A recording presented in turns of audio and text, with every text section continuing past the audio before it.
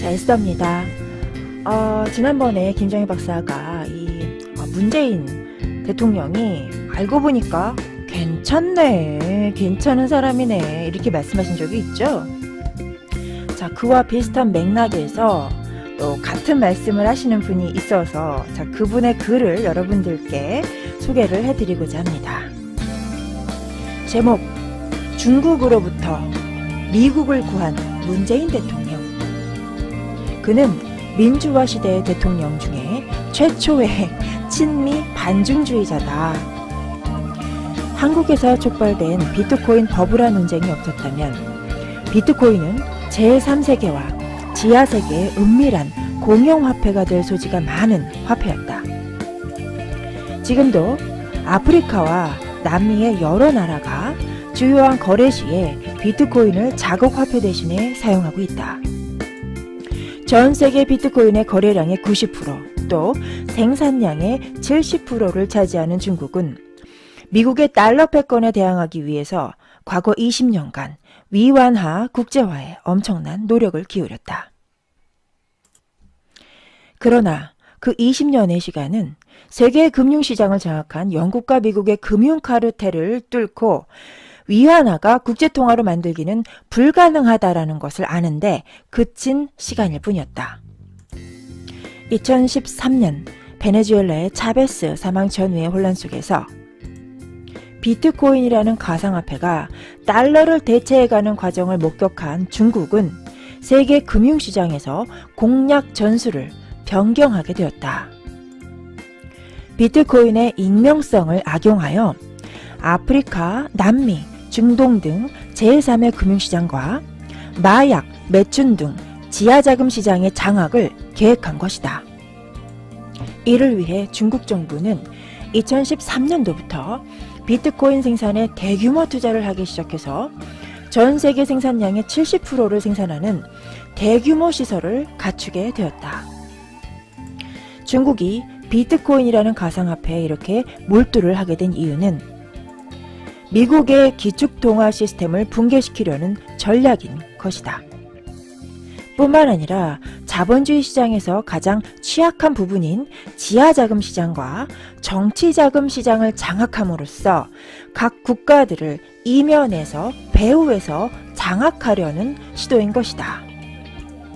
만약 2017년 세계의 이슈가 된 한국의 비트코인 버블 논쟁이 없었다면 중국은 중국인 특유의 만만디 전략으로 음성적 거래를 통한 세계 정치인과 조폭 그리고 국제 마약상 등을 통해 30년 뒤 세계 금융시장을 장악했을지도 모른다. 그런데 이러한 상황에서 한국에서 발생한 비트코인 버블 논쟁은 비트코인이 자유진영 세계에 얼마나 위협적이고 자유시장 질서를 한순간에 마비시킬 수 있다는 위험성을 알려주게 되었다. 골드만삭스는 향후 비트코인의 가격을 0원으로 설정했다. 이 경우 비트코인에 엄청난 투자를 한 중국은 심대한 타격을 받을 수밖에 없게 된다. 호주, 일본, 뉴질랜드 등은 정치자금법을 수정 중이다. 아마 한국도 자유지정의 모든 나라가 비트코인을 공개 자금 목록에 넣도록 정치자금법을 수정해야 할 것이다. 트럼프는 문재인 정부에게 감사해야 한다. 문재인 정부가 없었다면 달러의 국제 패권은 사라질 수 있었다라는 사실을 인정해야 한다. 이것이 세계에서 대한민국이 존재해야 하는 이유 중 하나일 것이다. 마지막으로 존중은 하지 맙시다. 중국은 한민족의 천년의 적이다. 여러분 좀 제가 마지막 부분에 너무 웃음을 참기가 힘들어서 좀 웃었던 부분에 대해서는 좀 양해 부탁 말씀드립니다. 사실 이 내용이 굉장히 진지하고 심각한 무게감 있는 내용임에도 불구하고 우리 문재인 대통령께서 난 그 친미 반중주의자라는 이런 아주 이러한 창의적인 발상이 굉장히 좀 신선하게 느껴졌고 웃음을 참을 수가 없는 그런 이유였습니다.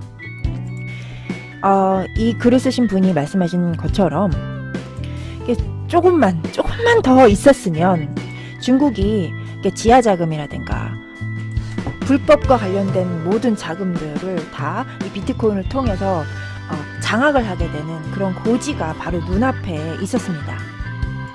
그런데 이번에 우리 문재인 대통령이 당선이 되고 나서 아주 우직하게 친미 반중 노선을 걸었죠.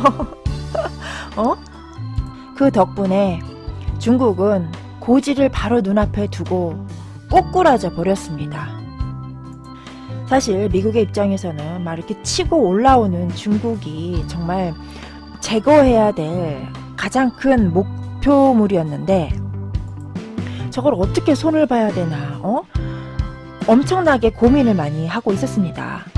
근데 우리 대한민국에서 2017년도에 문재인이라는 사람이 문제를 일으키면서 혜성같이 등장해가지고 미국의 코를 그냥 아주 시원하게 풀어준 겁니다. 대신해서. 그니까 저번에 트럼프 대통령이 한국에 왔을 때 국회에서 연설을 하는 모습 보셨죠? 얼마나 이 다정다감하게 우리 대한민국 국민들을 향해서 그 연설을 하셨습니까? 여러분, 일본한테는 어떻게 했는 줄 아십니까? 일본에 가기 전에 먼저 하와이에 진주만에 들려서 진주만을 잊지 말자 이렇게 비장한 말을 남기고 일본에 방문을 했습니다. 제 아무리 아베가 뭐 골프를 쳐주고 골프를 치다가 막 뒹굴고 그래도 아유 우리 문재인 대통령이 한 이쁜 짓만 하겠습니까? 응?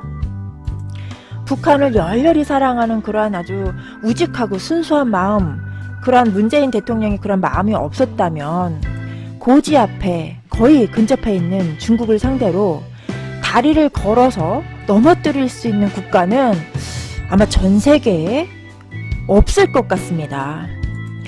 중국한테 이렇게 덤빌 수 있는 용감하고 무식한 국가, 순수한 국가, 한국밖에, 제가 보기에는 이건 한국만이 할 수 있는 일이라고 봅니다.